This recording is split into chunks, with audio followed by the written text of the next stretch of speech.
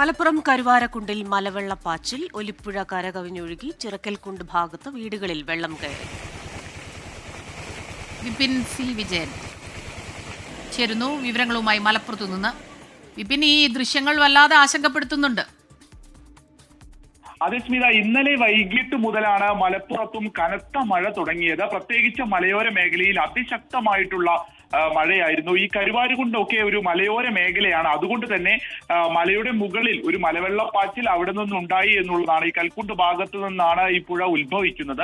അപ്പോൾ അവിടെ നിന്ന് ഒരു മലവെള്ളപ്പാച്ചിൽ ഉണ്ടായി എന്നുള്ളതാണ് നിലവിൽ മനസ്സിലാവുന്നത്. രാത്രിയോടുകൂടി തന്നെ മാമ്പറ്റ പാലത്തിനോട് ചേർന്ന് അത്രയും ഉയരത്തിൽ തന്നെ വെള്ളം വരുന്ന സ്ഥിതി ഉണ്ടായിരുന്നു. അർദ്ധരാത്രിയോട് കൂടിയാണ് ഈ പാലം കരകവിഞ്ഞ് വെള്ളം ഒഴുകിയെത്തിയത്. അപ്പോൾ വലിയ മരത്തടികളും ചെളി നിറഞ്ഞ വെള്ളവുമായിരുന്നു. അതുകൊണ്ട് തന്നെയാണ് ഒരു മലവെള്ളപ്പാച്ചിൽ ഉണ്ടായി എന്നുള്ളത് ഇപ്പോൾ ആ നാട്ടുകാർ തന്നെ സാക്ഷ്യപ്പെടുത്തുന്നത്.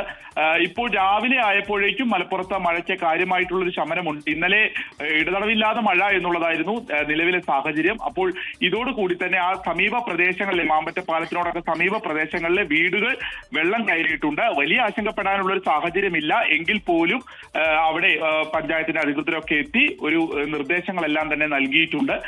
അവിടുന്ന് മാറി താമസിക്കണം എന്നുണ്ടെങ്കിൽ അതിനു വേണ്ടിയിട്ടുള്ള സജ്ജീകരണങ്ങൾ ഒരുക്കുമെന്നുള്ളതും നൽകിയിട്ടുണ്ട്. ഇപ്പോൾ മഴയ്ക്ക് ശമനം എന്നുള്ളത് മാത്രമാണ് അല്പം ഒരു ആശ്വാസമായിട്ടുള്ള ഒരു കാര്യം. സ്മിത.